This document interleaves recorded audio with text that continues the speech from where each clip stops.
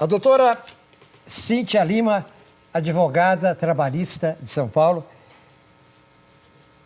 que fez pós-graduação na Faculdade da Pontifícia Universidade Católica de São Paulo em Direito Trabalhista, que é titular do escritório Cíntia Lima Advocacia e Assessoria Jurídica e que é coordenadora deste escritório da parte jurídica. Sucumbência, deixa eu ver se eu entendo. Sucumbência, parte A, parte B. Parte A ganhou a causa, parte B perdeu. Sucumbência é a responsabilidade que tem a B de pagar A, é isso não? Mais ou menos dessa forma. Os honorários de sucumbência é um valor devido para o advogado.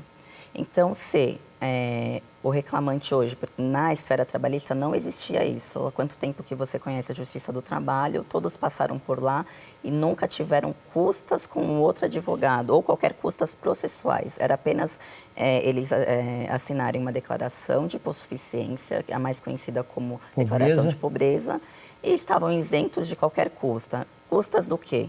Custas para entrar com processo, porque é o Estado que está movimentando a máquina. Então, assim, se fosse entrar com um processo e pagar as custas, ele ia pagar ou R$300, ou se a ação dele fosse, o valor da causa fosse muito grande, 1% do valor que ele está pedindo só nas custas para ele entrar com o processo.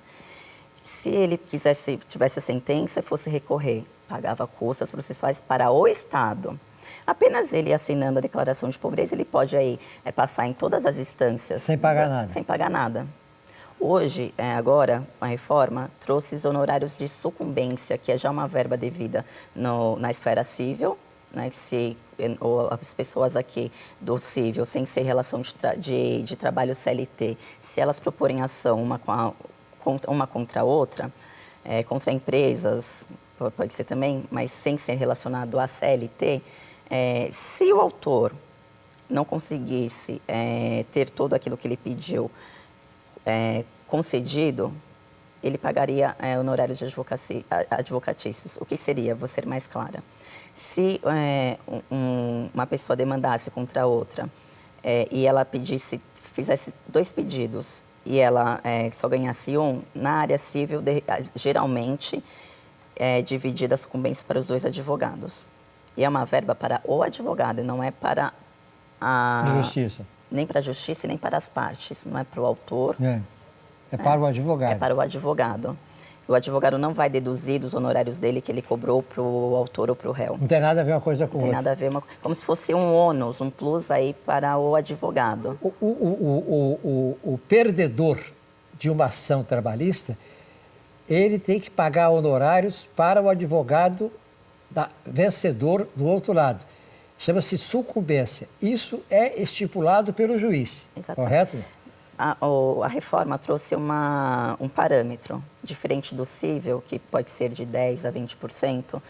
Na Justiça do Trabalho é de 5% a 15% do valor que ele estava pedindo da causa. Doutor, entre nós aqui, para os advogados trabalhistas, foi uma boa essa Justiça do Trabalho, essa reforma trabalhista aí. Trouxe eu não digo uma participação, eu diria, trouxe uma igualdade entre questões cíveis e questões trabalhistas. Sim. De fato, para o advogado, realmente, assim, ele ficou mais, como eu posso dizer, com mais força, gana para provar que aquele processo é um todo, ou aquela defesa está corretinha, 100% daquele jeito, ou para o reclamante, que vai entrar com os pedidos, o advogado já focar em todos os pedidos, e aí fazer o filtro que deve acontecer na entrevista do reclamante com o advogado, ou o advogado com a empresa, e postular realmente os pedidos que ele tem mais contexto, que ele tem mais como provar de uma forma. Então, realmente, os advogados com a sucumbência, vamos dizer assim, que eles ficaram, eles gostaram e eles estão agora com mais responsabilidades, porque eles não querem perder aquela chance que eles têm de ganhar um pouco mais. Não, depois tem uma coisa, aí a pessoa pode perguntar assim, não, mas isso aí é muito bom para os advogados. Não, isso aí é bom para quem quer usar a Justiça do Trabalho,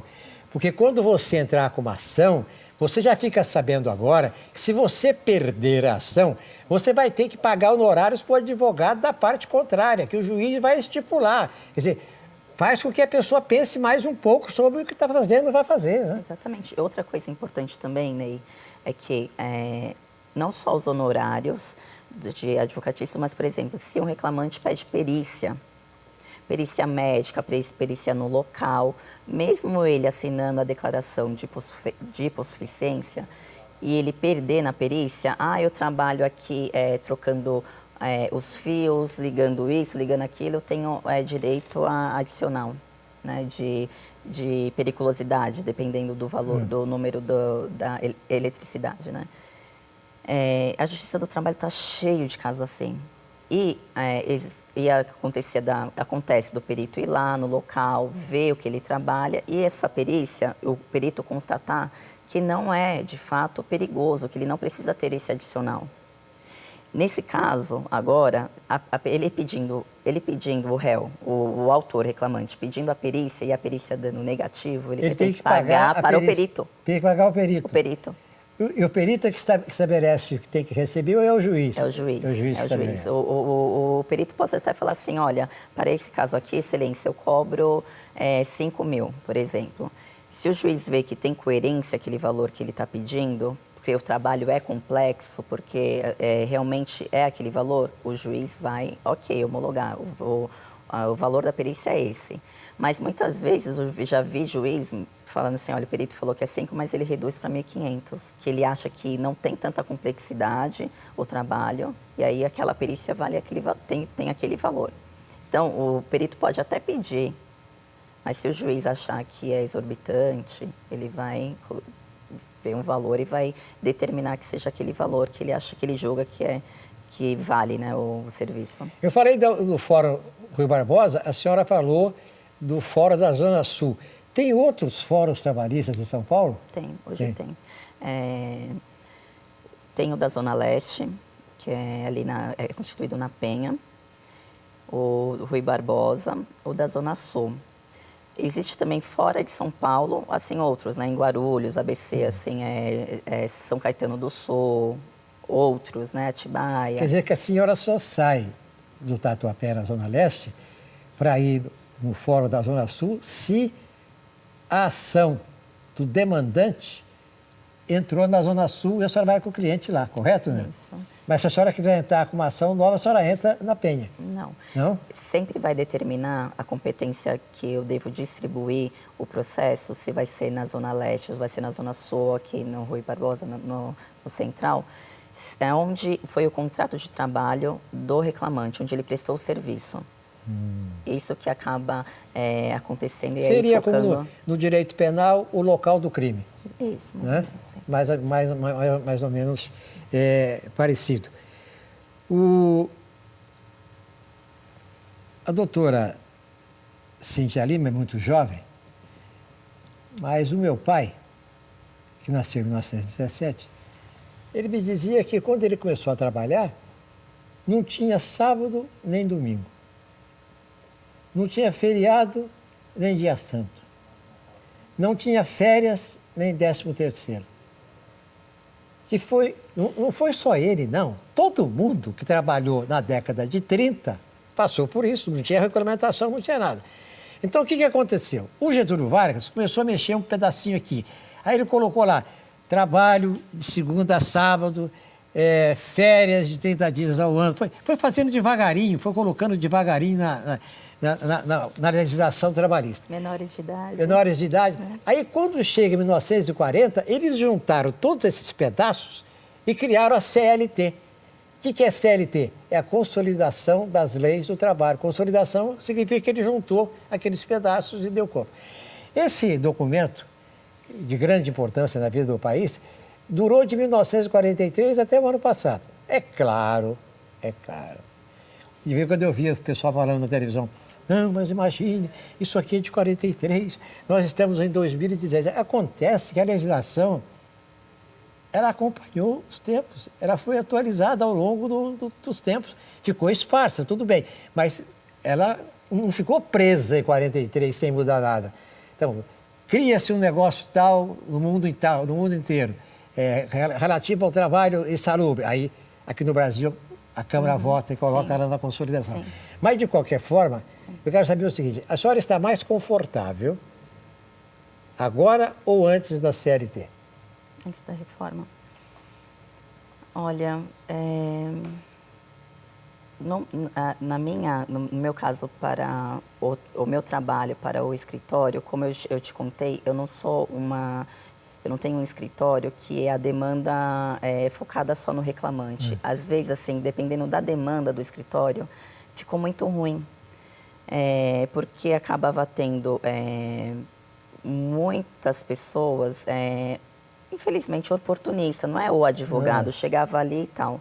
Como a minha advocacia ela é mais personalizada, o meu público é mais assim, eles vêm procurar a Cintia, eles sentam comigo, é uma coisa mais assim, pessoal. Então, eu mesmo faço o filtro. Então, sinceramente, Ney, para mim não teve mudança. Porque eu me lembro muito de eu contei agora para um advogado novo que começou a trabalhar com a gente, que eu contei a minha história, eu disse assim, olha, eu faço filtro aqui, sempre fiz, sempre, não é por causa da reforma que eu estou fazendo. Uma senhora me procurou querendo entrar com uma ação e pedir hora extra, falou que não gozava do intervalo de tantas horas, tal, que só fazia 20 minutos. Aí eu perguntei, então tá, mas como que a senhora levava marmita? Aí ela me respondeu, mas a senhora, tinha alguém que trabalhava com a senhora na hora do almoço? Então tudo que ela me respondeu, deu a entender para mim, no caso, que ela fazia assim, que não tinha como ela só fazer aquele tempo de intervalo. Então eu já falo assim, olha, eu não vou advogar para você, não tenho como fazer. De repente, assim, até achava um jeitinho para ela não ficar com vergonha para falar que eu achava que ela estava mentindo. Mas, assim, eu não vou conseguir advogar nesse caso para você. Então, eu sempre já fiz esse filtro. Né? Então, assim, a reforma está acontecendo, aconteceu bastante coisa. Acho que o que mudou muito realmente foi os custos. Então, todo mundo está sentindo. De qualquer forma, como você falou, a CLT era desde 1940. Realmente, dentro da CLT, foram colocados outros artigos para acompanhar, como a insalubridade, um direito aqui, um direito outro, mas também tinha um que veio na reforma que não estava regularizado na CLT, como, por exemplo, o trabalho em home office, um trabalho em casa. Não existia ainda, mas a partir de 2016, com a crise que existiu no nosso país, muitas pessoas hoje trabalham em casa. Doutora Cintia, foi um prazer e uma honra ter a senhora conosco mais uma vez aqui. E feliz Páscoa para a senhora. Você também, né? Prazer é meu estar aqui sempre.